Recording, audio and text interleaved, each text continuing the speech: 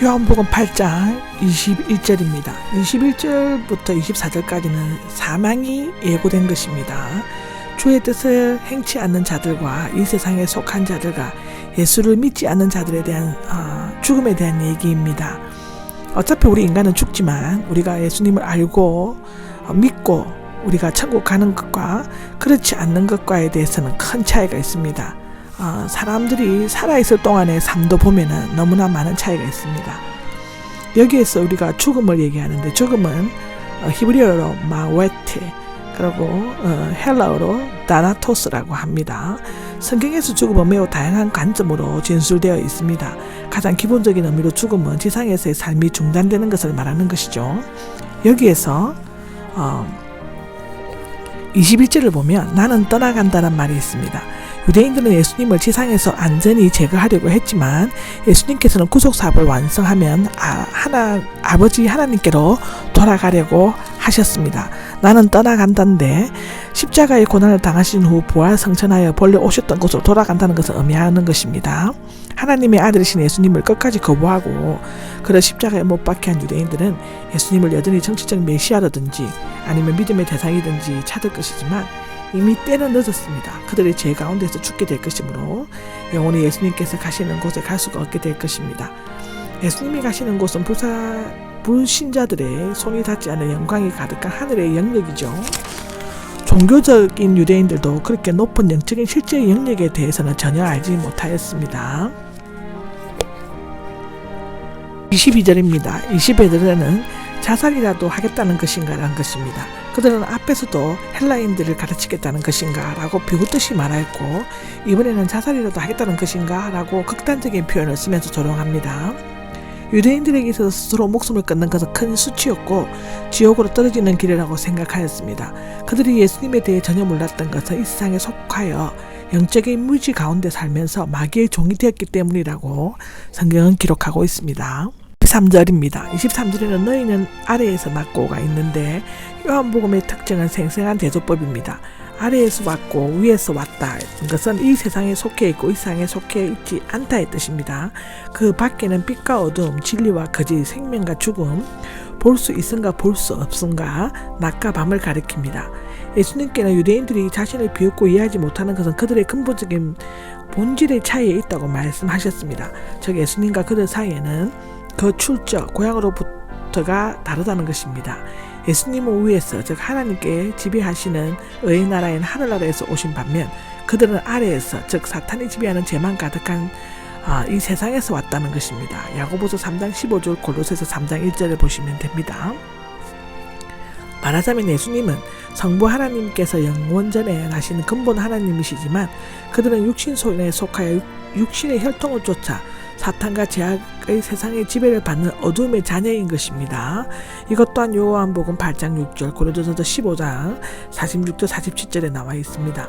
이 세상에 속해 있다는데 아담이 타락한 이후 모든 인간은 죄의 권세 아래 놓여 있게 되었으므로 죄로 말미암아 죽을 수밖에 없게 되었습니다. 로마서 12장 5장 12절을 보시면 됩니다. 그러나 예수님은 성육신 하셔서 이 세상에 오셨지만 죄에 오염되시거나 세상의 지배를 받지 않으시고 사탄의 권세를 깨뜨리셨다고 우리 요한복음 16장 33절에는 기록되어져 있습니다. 4절을 보시면 내가 곧 그다인데 내가 누구인가를 생략하고 있지만 당연한 것이기 때문에 생략하고 있을 수 있습니다. 여호와께서 같은 말씀을 하시며 예수님께서는 자신이 하나님이심을 나타내신다는 것인데 자기 죄 가운데서 죽을 것이다입니다. 그리스도를 믿느냐 믿지 않느냐가 영원한 사망이냐 생명이냐가 결정되는 것입니다.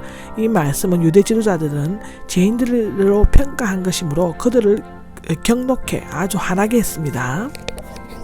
25절입니다. 25절은 아주 중요한 절입니다. 당신은 누구요? 라고 하죠.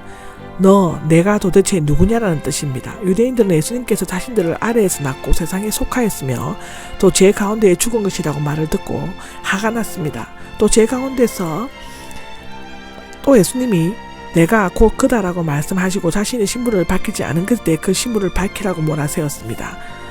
예수님께서는 이미 자신이 위에서 왔고 아버지께서 보내신 이 또는 메시아이신 것을 분명히 말씀하셨는데 유대인들은 직접 예수님의 입에서 메시아라고 말씀하시게 함으로써 그를 송사할 구실을 찾으려고 하였습니다.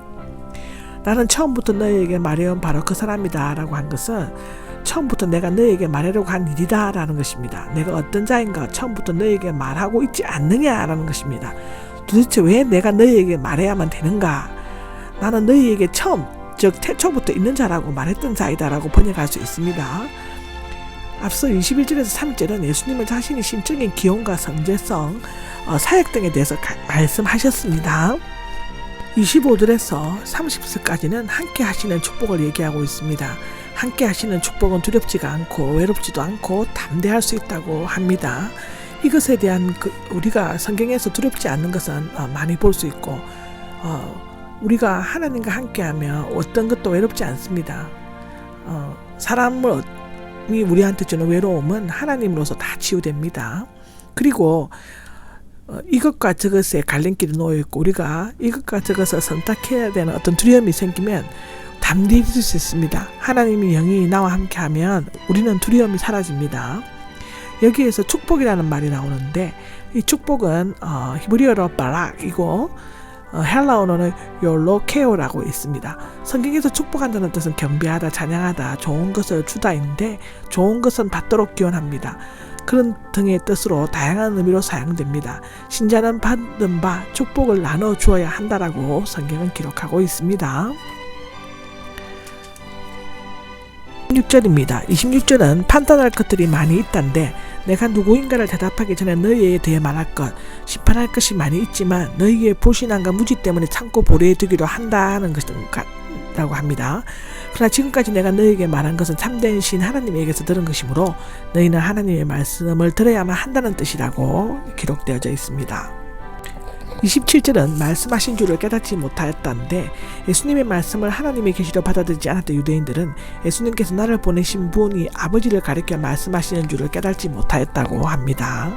28절입니다. 28절은 인자를 높이 들어 올렸을 때 높이 들어 올리다는 요한복음에서 예수님께서 십자가에 달리시는 것에 대한 비유적인 표현으로 종종 사용되었습니다. 또한 이것은 십자가에서 영광 중에 높이 들리어 통치의 보좌에 앉으신다는 의미를 나타내고 있는데 부활의 승리가 그것을 확실히 입증해주고 있다고 합니다. 내가 곧 그라는 것을인데 내가 곧 그다와 같고 출애굽기 3장 14절과 연관이 있다고 하고 나는 참된 실제자라는 의미로 해석되어진다고 합니다. 따라서 예수님은 영원한 실제자이시오 하나님과 똑같은 분이시다는 것을 의미한다고 합니다. 29절입니다. 29절에는 나와 함께 계시다. 혼자 내버려 두지 않으셨다. 나를 보내신 분, 즉 성부 하나님과 성자 예수님이 밀접한 연관성과 공존성이 있음을 나타내고 있습니다.